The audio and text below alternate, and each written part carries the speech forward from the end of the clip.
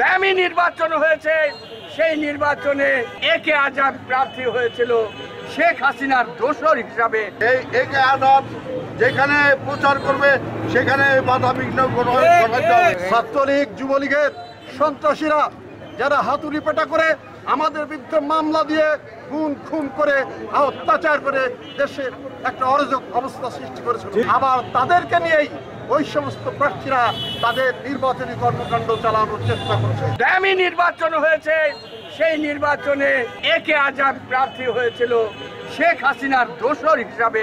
পদ্মা সেতু, metro rail এবং elevated expressway নির্মাণের গর্বিত অংশীদার বসুন্ধরা সিমেন্ট।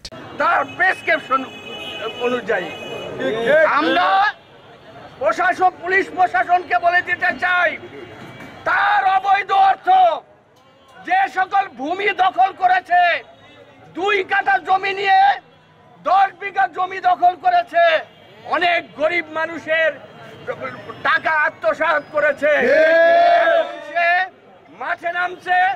আমরা বলতে চাই তার বিরুদ্ধে তদন্ত করা হোক, তার সমস্ত সম্পত্তির উপরে দুদক থেকে তদন্ত করা হোক এবং তার নামে এই বিশেষ করে সন্ত্রাসীদের বাহিনী নিয়ে এই ফরিদপুর সদর আসনে মাঠে ময়দানে নামার কারণে সন্ত্রাসী আইনে তার বিরুদ্ধে মামলা করতে হবে। কয়েকটা দিন আগে ফরিদপুরে কোন এক প্রার্থী যিনি নির্বাচন করবে বলে ঘোষণা দিয়ে ওই সমস্ত হেলমেট বাহিনী, ছাত্রলীগ যুবলীগের সন্ত্রাসীরা যারা হাতুড়ি পেটা করে আমাদের বিরুদ্ধে মামলা দিয়ে খুন করে অত্যাচার করে দেশে একটা অরাজক অবস্থা সৃষ্টি করেছিল, দিয়ে তারা সারা বিশ্বে চ্যাম্পিয়ন হয়েছিল, আবার তাদেরকে নিয়েই ওই সমস্ত প্রার্থীরা তাদের নির্বাচনী কর্মকাণ্ড চালানোর চেষ্টা করছে, আর তাদেরকে সাহায্য করছে আমরা বলবো এই ফরিদপুরের পুলিশ বাহিনী।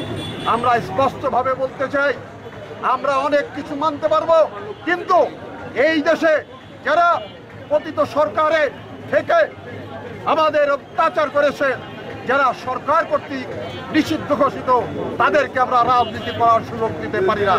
একটি কোন ইস্যুতে ফরিদপুরের মানুষ আজকে ঐক্যবদ্ধ? ফ্যাসিবাদ আওয়ামী লীগ সরকারের পরীক্ষিত লোক যিনি ডামি নির্বাচনে অংশগ্রহণ করেছিলেন, সেই তার বিরুদ্ধে আমরা সবাই ঐক্যবদ্ধ। এবং ফরিদপুরে সারা বাংলাদেশের মতো যেমন ফ্যাসিবাদ সরকারের কোনো অবস্থান নাই, ইনশাল্লাহ ফরিদপুরেও কোনো অবস্থান নাই। এই একে আজাদ যেখানে প্রচার করবে সেখানে বাধা বিঘ্ন ঘটাতে হবে। এবং আজাদের যেসব লোকেরা রয়েছে, আওয়ামী লীগের যেসব লোকেরা রয়েছে, আমাদের জেল জুলুম অত্যাচার অবিচার যা করেছে, এর তীব্র প্রতিবাদ আমাদের নিজেদেরই করতে হবে এবং প্রশাসন যদি এর তীব্র প্রতিবাদ না করে আমাদের নিজের হাতে এই প্রতিবাদগুলো করতে হবে।